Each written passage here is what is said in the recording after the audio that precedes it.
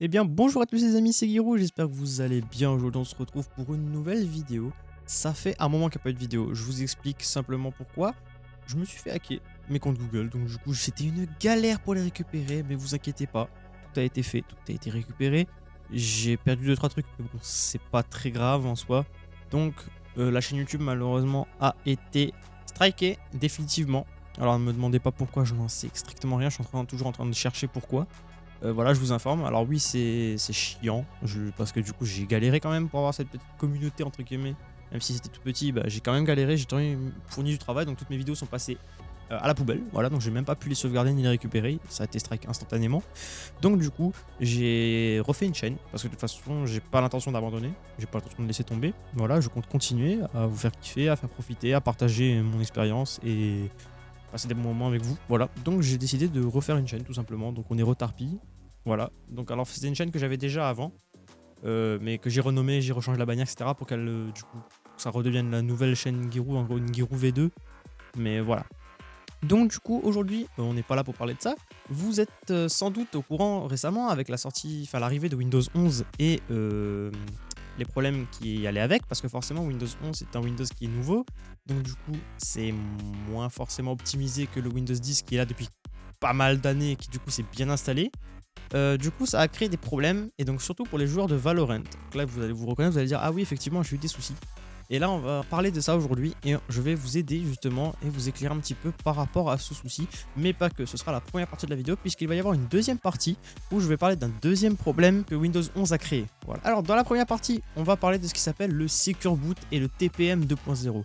Ça, vous avez forcément entendu parler de ça, parce que tout simplement, à chaque fois que vous lancez Valorant sous Windows 11, depuis que vous avez fait la mise à jour sous Windows 10, il n'y a pas ce problème-là. Sur tous les autres Windows, il n'y a aucun problème.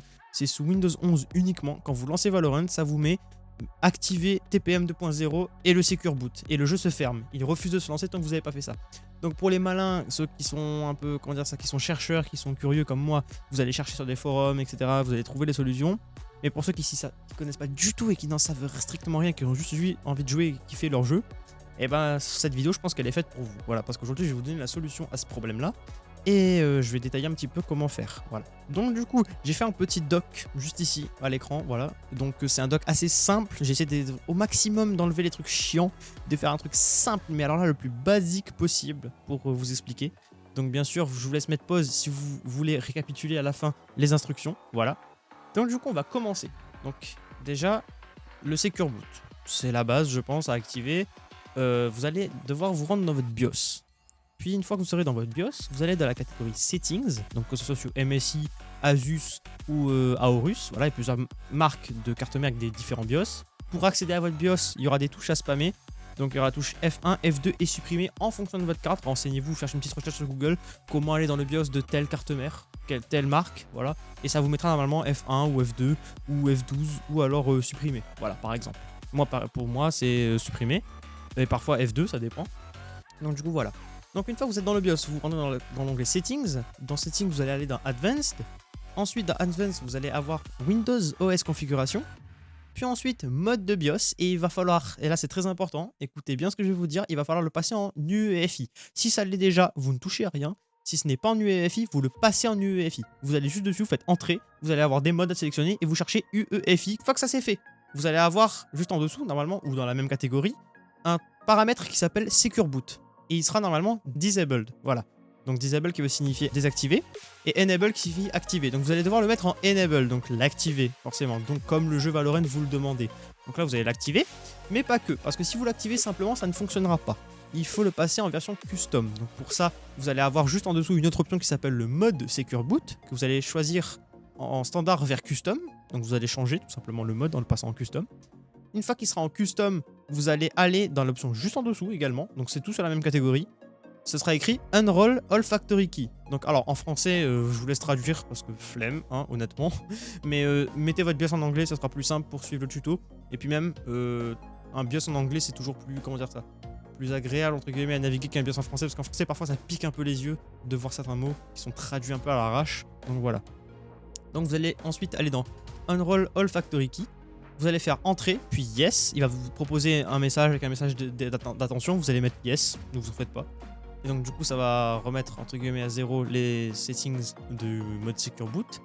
Et ensuite, vous allez redémarrer le PC, puis revenir dans le BIOS. Donc vous redémarrez le PC. Donc pour redémarrer le PC, vous faites F10, entrée, F10 pour sauvegarder. C'est la commande de BIOS pour sauvegarder. Puis entrée, ça va redémarrer le PC. Et quand il redémarre, avant d'arriver sur Windows, vous revenez dans le BIOS. Voilà. Donc en spammant les touches précédemment comme vous l'avez fait la première fois. Une fois que vous êtes dans le BIOS, vous retournez exactement au même endroit. Mais vraiment au même endroit, là où vous étiez précédemment. Et vous allez devoir rechoisir le mode standard pour le Secure Boot. Vous vous rappelez, vous êtes passé en custom. Vous allez devoir remettre standard. Voilà. Une fois que cela est fait, vous vérifiez si Secure Boot est toujours bien activé, enabled. Et puis normalement, pour le Secure Boot, on est bon. Passons au TPM 2.0. Donc le TPM 2.0, c'est aussi simple que ça. Vous allez dans Settings, sauf que cette fois-ci, vous allez avoir dans Security, une nouvelle catégorie de Settings, donc Security. Dans Security, vous allez dans Trusted Computing. Une fois que vous serez dans cette catégorie-là, vous allez avoir Security Device Support et vous allez le mettre en Enabled. Vous allez le changer en Enabled. Voilà. Si c'est pas déjà fait, si c'est déjà fait, vous le laissez comme c'est. Ensuite, maintenant, pour les configs différentes, parce que vous savez, il y a plusieurs types de processeurs. Il y a les processeurs AMD et les processeurs Intel. Donc, pour les processeurs AMD, vous allez avoir une option qui s'appelle le Security Device Support. Vous allez le mettre en Enabled, déjà, et juste en dessous, ou à côté, ou dans la catégorie, vous allez avoir TPM Device Selection. Voilà. Donc ça, c'est pour les deux cartes mères, hein. Peu importe AMD ou Intel, pour les deux types de processeurs et de cartes mères. Donc là, vous allez avoir pour AMD cette fois-ci, soit le mode AMD FTPM pour AMD, ou alors pour Intel, le mode PTT. Donc, quand ce sera sous AMD, vous allez aller dans TPM Device Selection et vous allez mettre le mode AMD FTPM, bien pour AMD, je précise. Hein. Voilà. Et pour les processeurs et cartes mères Intel, vous allez avoir toujours TPM Device Selection, mais vous allez cette fois-ci mettre PTT en majuscule. Voilà. Une fois que cela c'est fait, vous allez plus qu'à appuyer sur F10, ça va sauvegarder, redémarrer comme tout à l'heure, et là vous pourrez aller sur Windows et profiter de votre jeu sans aucun problème. Voilà. Donc ça, c'était la première partie de cette petite vidéo où je vous explique un petit peu comment régler votre souci. J'espère que ça aura servi à certains. Alors, peut-être que cette solution sort un peu tard. Je l'avais découvert il y a très longtemps, quand même, il y a plusieurs mois. Mais il y a beaucoup de personnes et de youtubeurs et de sites internet qui ont trouvé la solution aussi et qui ont sauté dessus et qui ont fait des vidéos, etc. qui sont beaucoup mieux expliquées que la mienne, on va dire. Mais bon, je me suis dit que autant reprendre ça, ça fera un petit piqûre de rappel pour la suite de la vidéo qui sera la partie la plus importante, entre guillemets, si je puis dire. Puisque le TPM 2.0 et le Secure Boot ont causé des problèmes de compatibilité avec certains logiciels qui gèrent vos composants dans votre ordinateur. Je m'explique. En gros, ce qui se passe, c'est que vous savez que par exemple, si vous avez une carte graphique MSI ou Aorus, vous avez un logiciel pour gérer les performances, la vidéo, et même parfois s'il y a du RGB, donc de l'éclairage sur votre PC, gérer l'éclairage de votre ordinateur, tout simplement, des LED. Donc ça, c'est valable pour la RAM, les ventilateurs, les cartes graphiques, etc. Et la carte mère d'ailleurs. Voilà. Sauf qu'avec certains logiciels, pas tous, mais moi ça m'est arrivé avec 2-3 logiciels. J'ai réussi à trouver une solution entre guillemets plutôt naturelle, sans vraiment bidouiller, en faisant des mises à jour ou en réinitialisant les fichiers. Jusque là c'est passé, donc je vous recommande de faire la même chose, faites bien vos mises à jour et normalement ça devrait régler le souci. Ou alors réinstaller le fichier carrément, réinstaller l'application. Et par contre, il y a une application qui était très réticente et je pense que comme c'est une marque qui est assez connue, il faudrait quand même trouver une solution. Ce que j'ai fait, du coup j'ai fouillé de mon côté et j'ai trouvé une solution. Et j'aimerais la partager parce que j'en ai pas vu du tout sur internet, j'ai cherché partout comme un malade pendant des jours et des jours la solution. Jusqu'à ce qu'au final je finisse par la trouver moi-même en bidouillant, voilà, tout simplement, en me renseignant à droite à gauche. Et j'ai trouvé une solution qui est plutôt simple, naturelle, donc qui force pas votre PC, il n'y a pas de commande à exécuter, il n'y a pas de truc bizarre à faire ou quoi, c'est totalement safe, il n'y a aucun problème, c'est aucun danger quoi.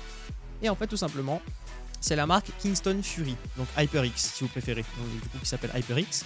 Donc HyperX, pour ceux qui ne savent pas, c'est la marque gaming de chez Kingston, Kingston qui est une marque très connue en composants informatiques.